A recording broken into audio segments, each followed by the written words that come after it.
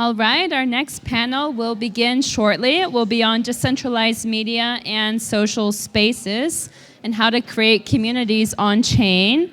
So this conversation will circle around the unique ways that digital spaces can grow into something much more like a hometown for their users, places full of familiar faces, shared stories, and common values.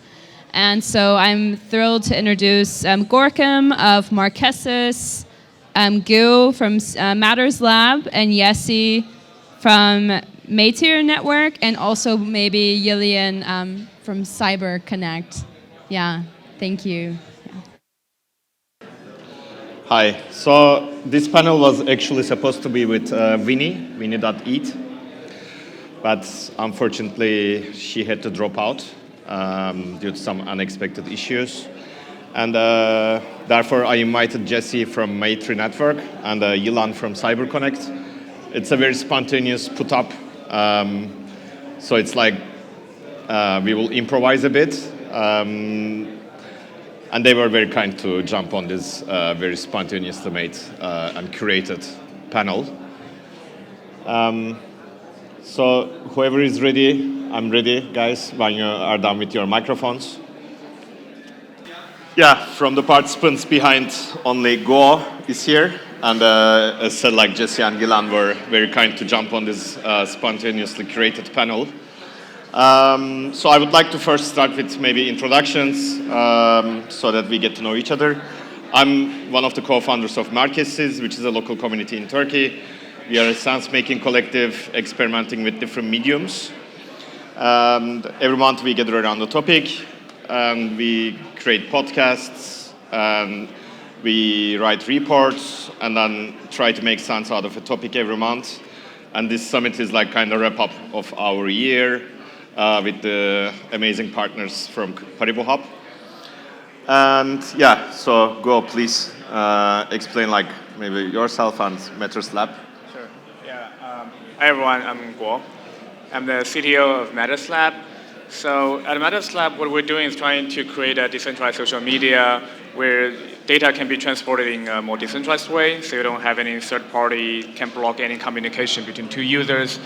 But more importantly, we're trying to experiment with new form to allow users to organize themselves and also how to be financially sustainable for the users, for content creators to continuously create content of good value. So that's what we spend most of our time at Matters Lab working on. So kind of as a reference point, we kind of have around a couple of million readers every month. So it's kind of, in a way, it's a big network. But most of our users, I think, compared to many other projects, is that they're not very technical savvy. So we kind of see the user, or our experience with the user, is that they're just normal people who don't necessarily care about the technology, and we also try to position ourselves in the way so that we are more in contact with the average people, so we're ready for mass adoption. Hi, my name is Jesse, and I'm a co-founder at Medya Network. We are building infrastructure to help decentralize social media in a manner that's complementary to all these projects, attempting to do the same thing, not competitive. So instead of building another application or a protocol, what we're focused on is incentivizing interoperability between all these different applications in order to create a broader shared network effect across these applications. We feel that that's the best way to present a meaningful competitive threat to the monopolies by bringing together all the numbers of small users that are currently splintered between hundreds of different social media applications to present. It's really, we're approaching this as a social coordination problem. Hi there. Is it working? Hello? Hello? It's a little quiet. Yeah. Hello? Yeah. Hi there, this is Yilan from Cyber Connect. Cyber Connect is a decentralized social network protocol. We started in 2021 and started building the social graph part of it. Basically, we're trying to enable developers to build, applications, social applications, so the users ultimately can own their data, own their connections, their identity, and their content, and across different platforms. With our recent V3 upgrade, CyberConnect is moving towards a 437 AA, so 437 compatible smart account system. Currently, we are one of the largest account systems in the whole world for this as well. If you put them together, the two pieces, one is the AA wallet, and the second one is the social applications or social use cases. But I think we're trying to contribute to the real mass adoption of Web3. Getting people onboarded into Web3 in a more seamless way, but also immediately providing them with some use cases they can enjoy with their friends, and going beyond just the trading or the speculation part of the crypto Web3. Very happy to hop onto this panel last minute, and the topic is definitely down the valley of what we're doing at CyberConnect, and also definitely personally speaking, that's a shared interest of all of us here as well. Thanks. So I would like to start with understanding why, from where this need came. You are all three builders, deeply involved in the decentralized social space. And I'd like to understand, what is the main driver for your motivation to build such products? What are the needs in the ecosystem, and why are we actually doing it?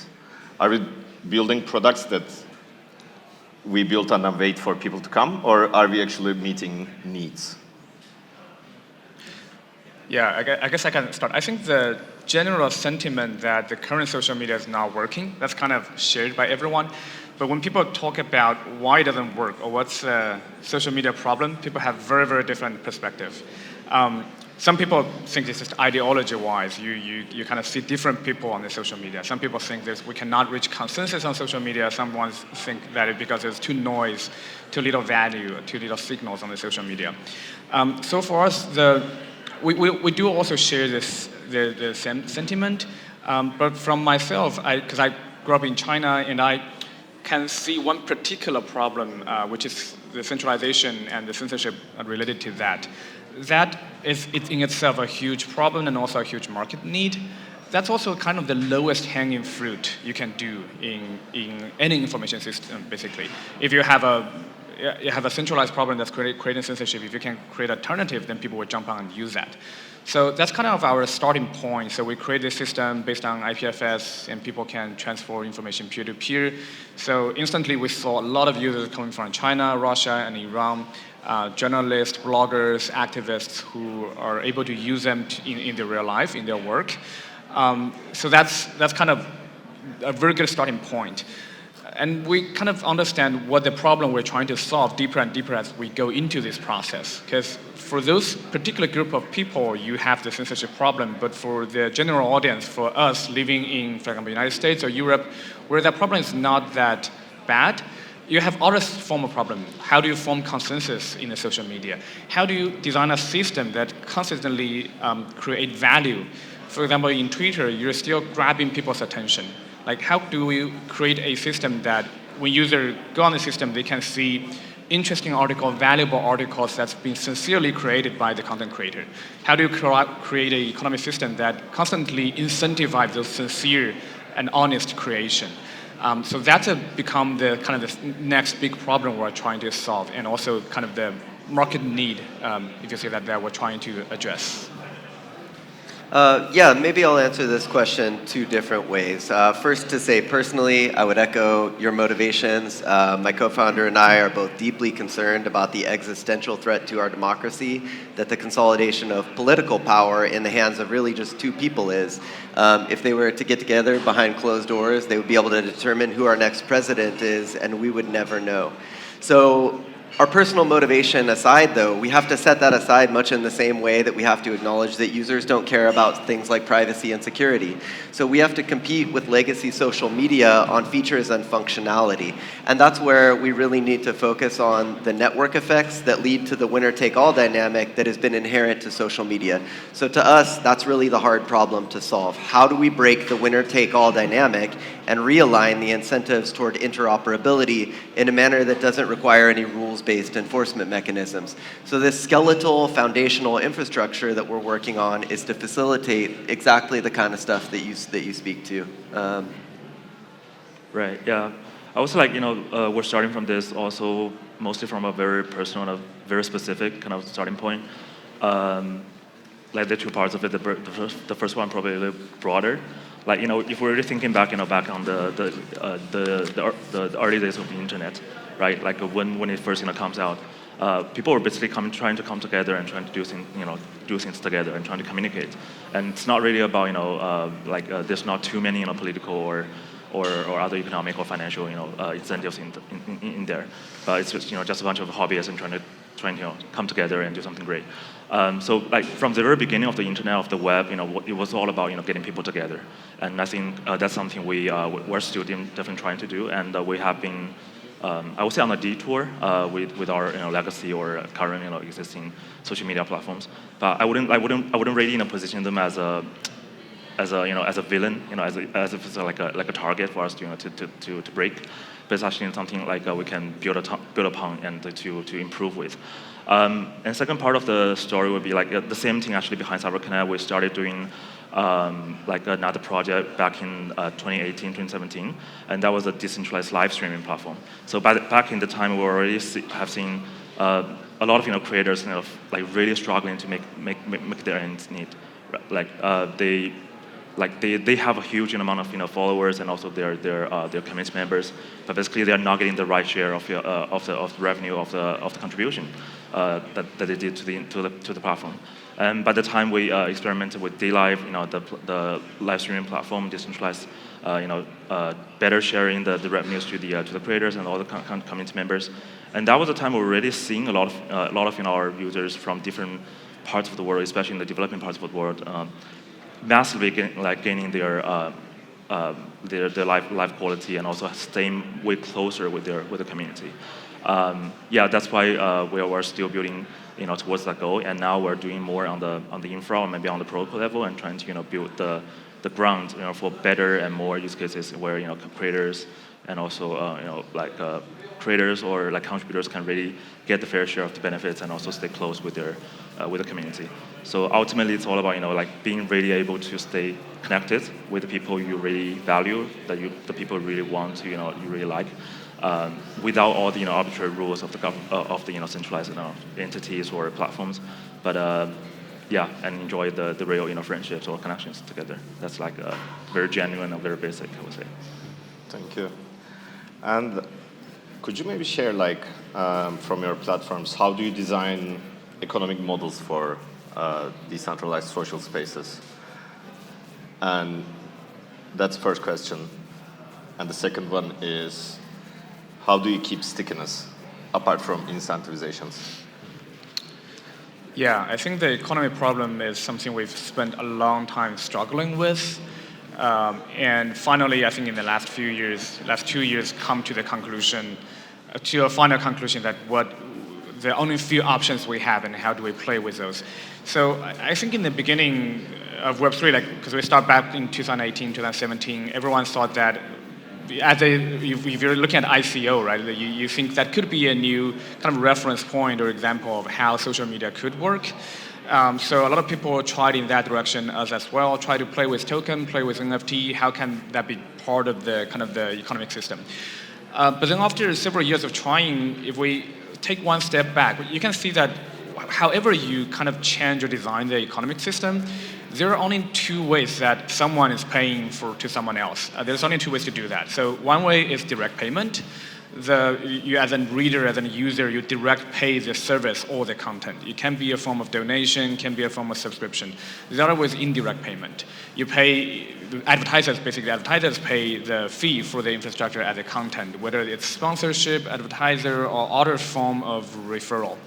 You only have these two ways. So that's kind of like the only two handlebars you can play with to design this economic system. After several years of struggle, we finally come to the conclusion that although everyone agrees that direct payment is the best form to build an ecosystem on top of, because you have direct connections, whereas in the indirect payment, the advertisement model is kind of a bit twisted, because even Google's founder and I think Facebook's founder acknowledged this point, where when you have an advertisement model, the value of the advertiser and the value of the user are misaligned, because advertisers want more attention and users want better information and better content. Those are misaligned. interests, because attention are not always necessarily means good valued content. So what we end up doing is that we try to increase the percentage of direct payment by using indirect payment. What we do is that we construct a on-chain attention economy where you don't have to track the user, where the advertisers directly bid the advertisement board, the billboard of the ad placement, and the tax that's generated from that bidding process goes back to a quadratic funding process, in which users direct pay each other. You can pay the content you like, the authors you like, but then the money from the attention economy help fuel that process in a quadratic funding process. So in this way, we kind of balance these two. The majority of the money still can come from the attention economy, but it's the user who are in control. The users still decide what matters to them, what are the content that's valuable to them. They still direct the fund into that direction. So it's still a democratic process, but then it has more or less stable resilience features built in. And in terms of the second question, like how do we return the user? I think the financial model is definitely a huge part of that. One big interesting thing about the Web3 social media is that you can have different financial models to play with, so content creators can gain more during that process if you can keep that sustainable. But that's only part of the story, because most users, they don't come to make money. Most content creators care more about finding readers. They care more about being more famous instead of making more money. Because it's still, at the end of the day, if you're a really good creator, you make more money by publishing books or turning your script into a movie. So the crucial part of that is still allow the user to be able to find a sincere audience. And that, a lot of that goes into how you design the product, how a lot of techniques on designing the product, we probably don't have time to go into that, but kind of the gist is that we need to find a niche that user can be most sincere in that space. That kind of goes back to the question of public space. How do we construct a public space that people can be sincere with each other? And I think that's a huge part of that has to do with the format of the content. For example, on Twitter, it's very short, so people tend to engage in fights, tend to engage into different opinion clashing with each other. In TikTok, it's one-directional, because I'm a video maker, and then I have my audience. That's a one-directional. It's not a conversation. It's just a one-directional podcast. So what we find at the sweet spot is actually this longer form. They're similar to blog, similar to Medium, Mirror, or Substack, the similar length, where people can elaborate on their idea in a more or less like 20 minutes or 15 minutes length of reading. And then people can reply that in a also longer form. So it's almost like in Reddit, where people can talk to each other in a sincere way. So that's the best way of retaining the users, because if they have a sincere conversation, they have real human connections in this digital public space, they will stay. The economic model is almost a way of sustaining that interaction, but people come here for the interaction and they will also stay for that interaction.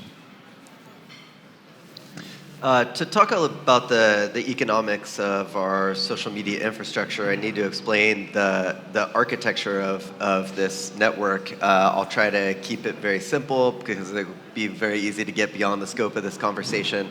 But what we're doing, and this really speaks to how we're breaking the winner-take-all dynamic, is that we split the network into two layers so that applications run on top of platforms. We're going to build the first platform and then open source that to encourage competition. But what happens is that applications bring revenue into the ecosystem by whatever model, say advertising being the dominant one in social media currently. And then they're joining the network primarily to get access to many times more users, because again, they're sharing that network effect across all these interoperable applications. So the platforms are able to charge the applications for access to many times more users. And they can do this in a way that gets very granular over time, kind of like Google's auctions for advertising. And what happens is that the platform then takes half of whatever they negotiate and they split that 50-50 with the user. That's really important because in this manner, as the revenue flows through this ecosystem from the applications to the platforms to the users, everybody is finally capturing some of the value that they're helping to create. We feel that that's a moral imperative. And we could have a different conversation about whether or not that's a good thing. To monetize social media or behaviors in general that people would engage in anyway has all these unintended consequences that we see in things like play-to-earn video games and the farming that happens and secondary markets for things. And we have to acknowledge that, again, just like privacy and security versus features and functionality, we have to play from where the ball lies. There's a lot of money in social media. So to us, it is simply a moral imperative that users, because they create most of the value in social media, whether they're creating content or consuming content, they're capturing some of that value that they're helping to create. So that's a quick run through how the revenue is shared. And to speak to your question about the stickiness, I really like to focus more on the value proposition to the users, not how to get them to use something longer, but how to provide more value for whatever amount of time they do spend using a product or a service. And in that way, I like to refer back to a time when I was engaged in a lot of the forums and bulletin boards in the early days of the internet, where people were brought together around their points of common interest, and they found real camaraderie in these narrow, deep use cases, right? A community that comes together around some topic that we have a shared passion for. There's a lot of great alignment on that, and people form really deep, meaningful relationships that then they would branch out into other topics. So an open question of mine, one that I'd like to close the loophole on in running this experiment with the MyTree network, is if those early forums and bulletin boards had been interoperable, because there were a lot of them running on the same software underneath. If they had been interoperable, would we have ended up with the monopolies that we have currently, where people are shouting into the void in their kind of generalized social media feeds in a way that they're just talking about the thing they care a lot about to people that are in close proximity to them, regardless of whether or not that's a shared interest. So what I'd like to return to is a time where people can you can engage in many more and smaller communities on topics that are relevant to your interests and move between them more seamlessly in a way that you have frictionless interoperability. And you mentioned Reddit, where you see that Reddit they've got a subreddit on any topic you can imagine. But also, on any topic that you can find, there's a better forum or community somewhere else on the internet that goes a lot deeper on that topic. And I think that has to do with the homogenous nature of Reddit, being under one umbrella or brand versus the real feeling of ownership that people have over smaller communities that they feel more that they co-own with each other. And I think that's a big part of allowing people to move in a more seamless manner between all of their interests, instead of trying to take their interests to the people that are just happen to be closest to them. Like when you're 5 years old and your best friend is whoever lives within 3 houses of you. That's probably not the best way for us to socialize. Right. Yeah. I think we definitely already touched upon the keyword here, like the sense of community, really finding your belongingness into some group of people, and beyond just being able to move around and trying to find them. I think something that Web3 can also Web3 or decentralized social can do better is also to recommend people to go to the right people and right community, especially when we break down the walls between the platforms or between the different silos of the identity, of the silos of the data. Now we can know better about different persons, different people, and those identities will become more holistic. But not just in the sense of aggregating everything together, it become more gigantic, but it's actually also more multidimensional, more contextualized. So we can know all this data coming from different contexts, different use cases, and then we can have a better picture of those people, and then we can recommend better, based on the time, based on the situation, based on the context, what's the best people to talk to, what's the best community to join, and with that also, and combine that with the freedom to move and interoperability, there will be. I think we'd love to see, or maybe that's something we will see for Web3 social, is that there will be endless smaller or even micro communities or micro platforms coming up instead of big ones and dominating the whole internet. And anytime a user or a group of people who wants to move away from something, they can very easily build up something of their own, using just build a front end, and that will be like giving the real freedom to the people, but also at the same time, really improving the formation process of the new communities.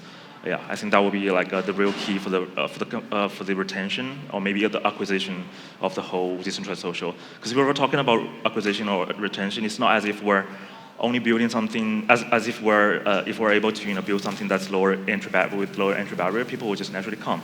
We have to do something that's not mimicking the Web2 legacy ones. We have to build something that's better, and that's actually providing more value and more, like a sense of belonging and sense of community, or how people can find better experiences there. So I would say that's the main point to the second question. So, thank you. I'd like to flip the conversation a bit and then try to brainstorm around the subject that always tickles my brain. We talk about like privacy, security, freedom of expression is also like a big part of the decentralized social. And if you look at the like history of freedom of expression in social platforms, we can go back like maybe to 4chan boards,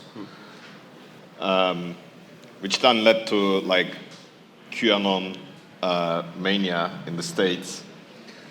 So then you have like this freedom of expression becoming an extreme political force or an ideological space, which is fine. Like they also have their spaces to live, but then you also have misinformation problem, like in the or like conspiracy problem, and then you have maybe verifiable sources that are creating the news, but then it comes back to privacy point. Unless the person is a public figure, it's hard to verify the information when there's an anonymous person writing stuff.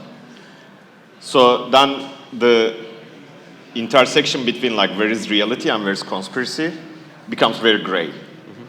So now going back to your projects, like what are your ethical considerations designing your social media spaces so that you both give privacy but you also provide like accountability and credibility?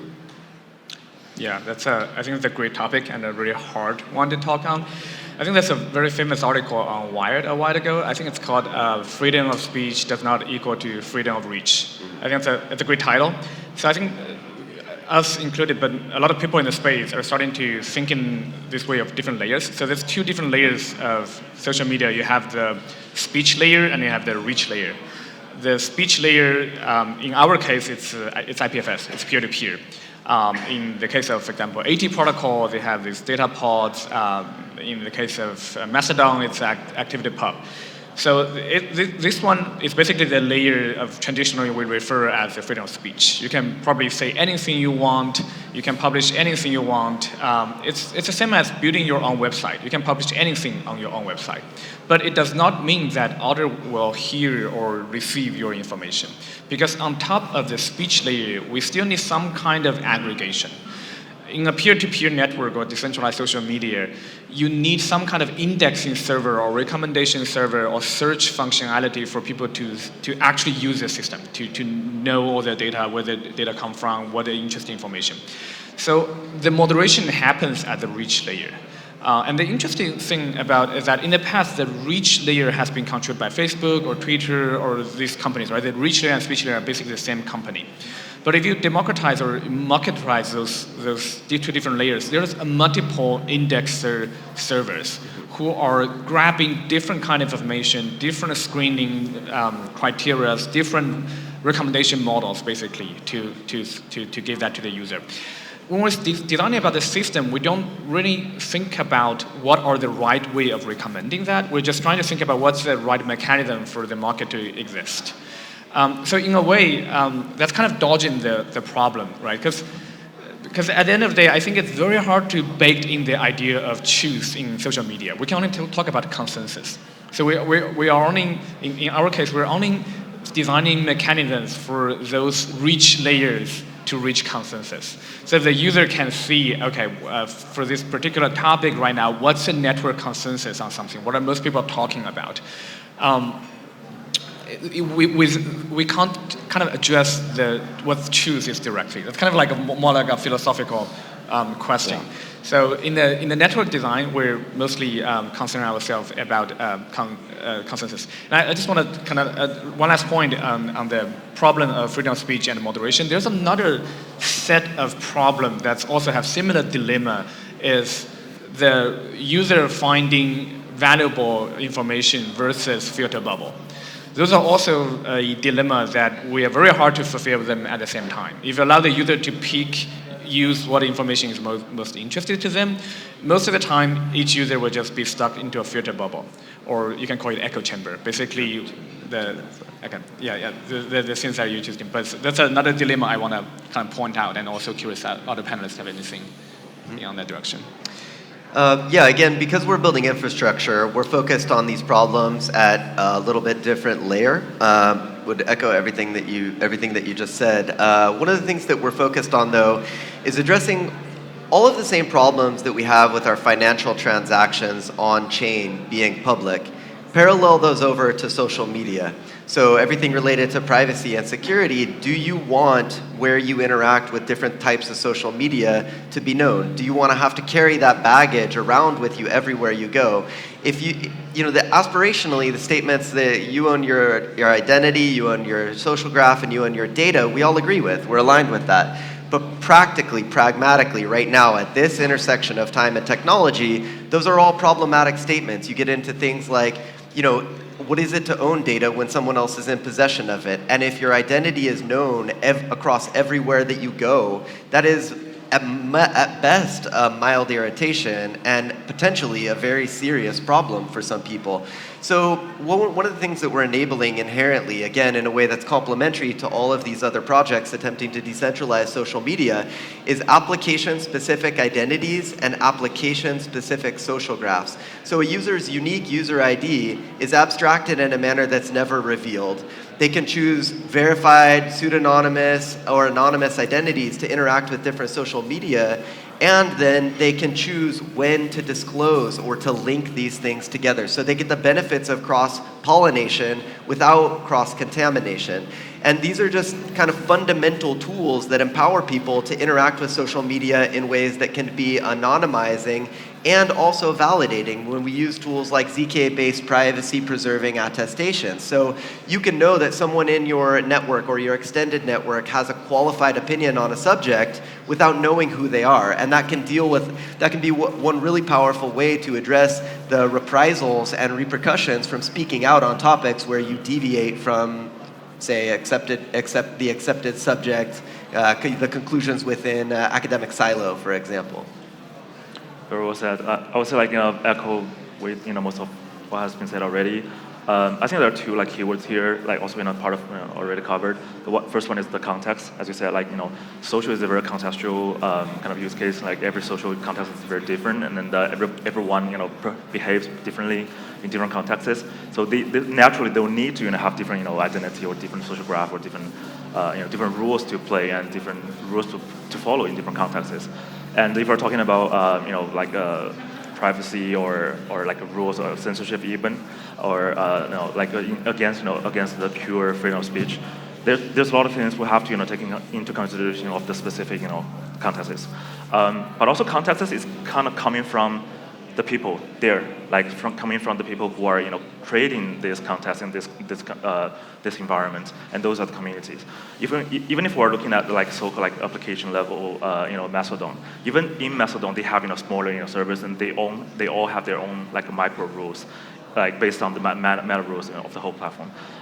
So yeah, I would say ultimately it's about how people come together to form their own community and form their own rules, but based on a very open kind of standards or protocols of discussion or of coming up with the rules.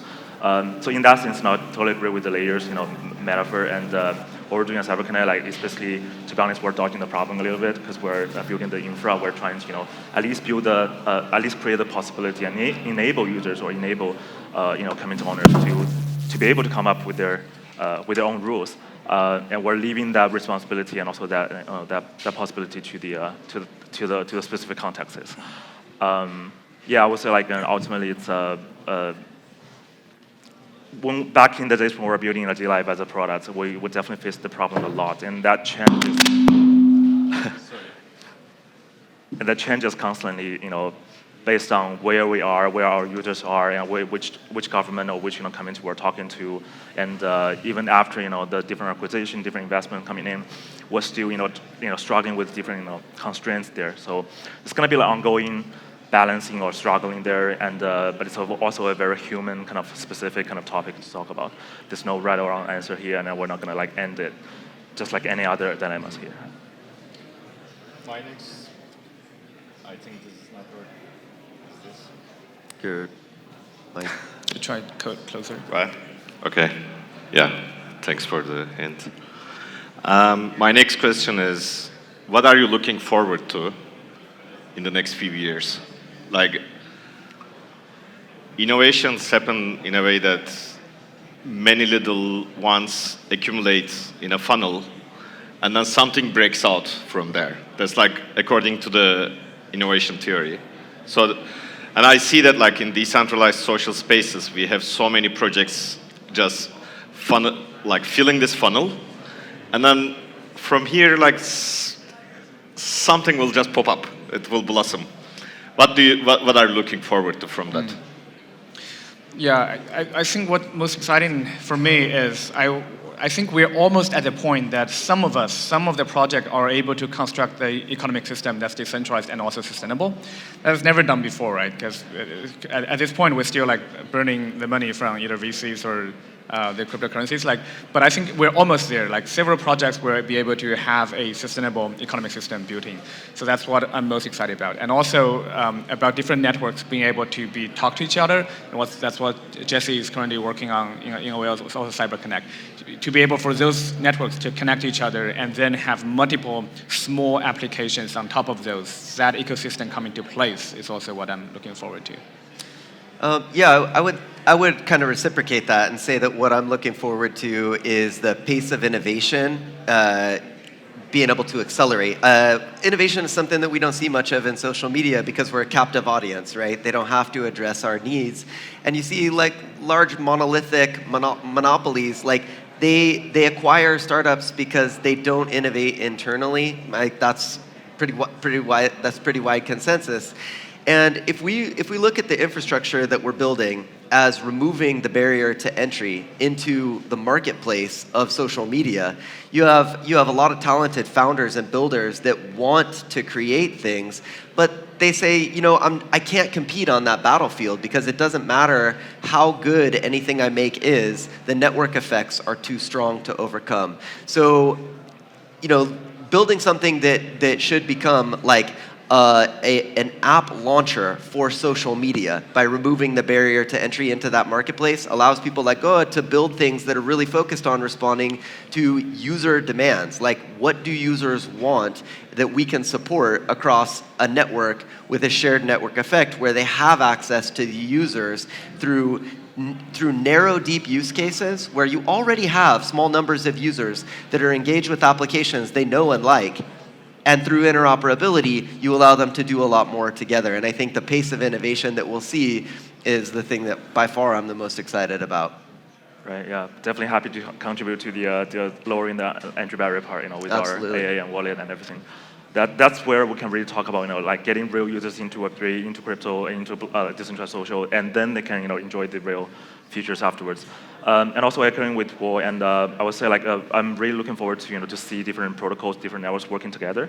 I would say right now it's not necessarily we're competing or we're not really working together or blocking this kind of collaboration, but it's more about I think we're waiting for some more user-friendly and more massively adopted applications who can actually utilize multiple protocols and multiple networks and bringing together all the data from different protocols, and even with Web 2 and Web 3, both Web 2 and Web 3 applications. Web 2 is a really important part of it, something that is more broadly inclusive than than prescriptive. And actually, Web 2 is the only term we use, within our circle. Like people don't really talk about Web 2 as Web, like legacy social media as Web 2. So by the time we can speak of, decentralized social as a better, newer social, like without really emphasizing on the crypto part or the Web 3 part, without the number, maybe that's the time we can really, getting ready to welcome the real, the real users coming in. Ilan, I know you are working in research mostly. Research and growth, yeah. Yeah. What is the most driving question for you? Like, it's a question to all of you. So we will flip the panel a bit. Like, I'm wondering what are the questions that you are running after. So I ask my questions, and I would like that we also throw questions so that we know also like what is driving each of us here.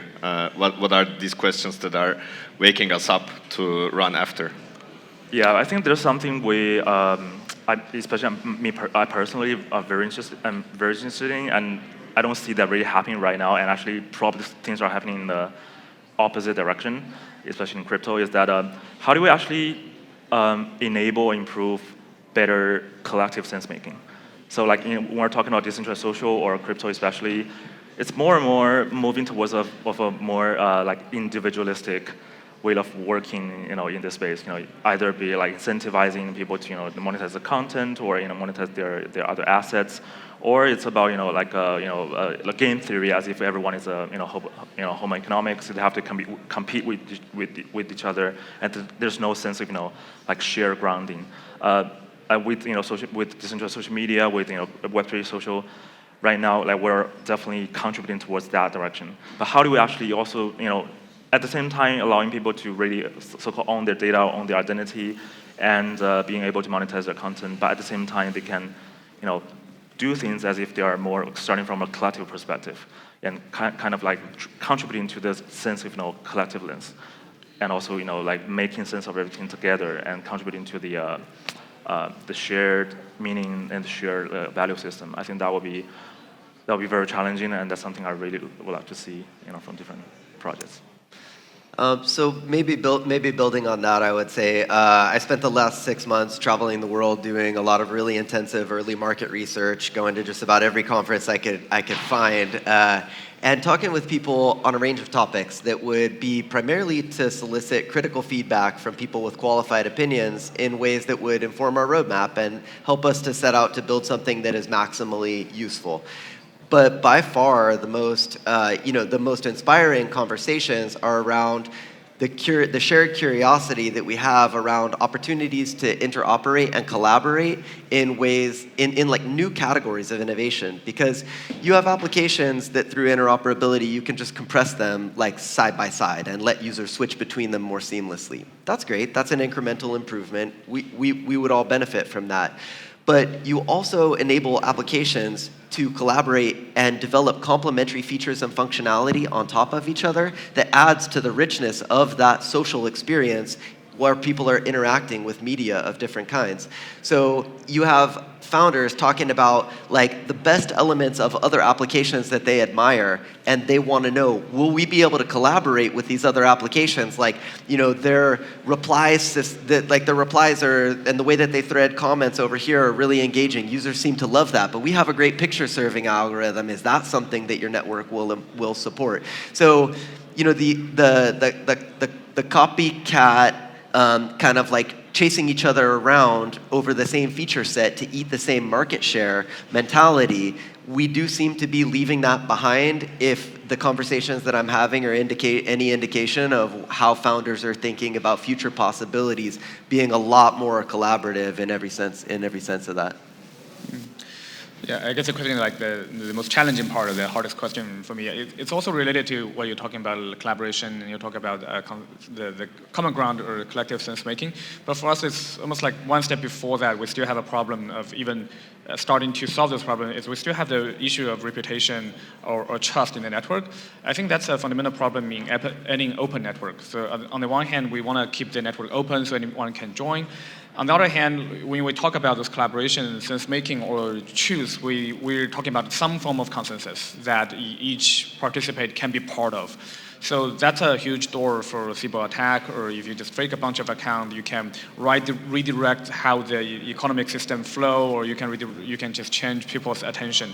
So that's a kind of like an open research question. It also gets sometimes into a philosophical argument, or are people even equal in a system? Or if we don't want to know the physical person behind that, what's the best proxy to that? So it's maybe some kind of reputation system. For example, we're looking at akin trust as some of the substitute. But basically the idea of how do we know whether we trust someone in an open network, that's kind of the fundamental problem, kind of like bugs me the most, yeah, in a way. Do you have anything to add? Last words? If not, it's also fine. I think one thing I would add is that I think there's a huge shared sentiment about the current social media not working. The shared problem is that we also don't know what's the best alternative. We know a lot of things like we're working on that should be working. For example, the protocol that's interconnected with a separation of the data layer and the application layer.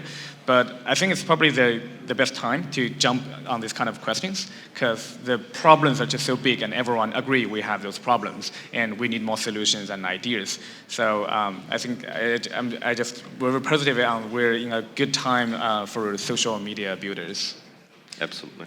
Yeah, there's always more to say on this subject. It's my favorite topic to speak with people about. If anybody would like to be in touch with us, our website is mytree.network, and just want to thank you for allowing us the opportunity to have this conversation. Yeah, I think it's a good timing, definitely, and it's getting better and better every time when something happens, in the legacy, social media space, and everybody, realizes, there needs to be something new, but we're still exploring. I think it's also good timing because we've been talking about this, on a narrative or infra level for quite a while already, and now I think it's the time to really dive into the application use cases and trying to explore what exactly can we build on top of those protocols or ideas. And it doesn't matter if it works, it doesn't work right now, but let's try something new. And so definitely very excited to work with more builders, especially on the application level, to explore the new use cases we can have in decentralized social. Thank you, everyone. We have a Telegram group. I will drop the links from CyberConnect, from Metro Network, and from Matters Lab. So if you are interested to know more about the projects that we talked here, you can find it in the Telegram group. And thanks again, Ilan and Jesse, for jumping on this very spontaneously created panel.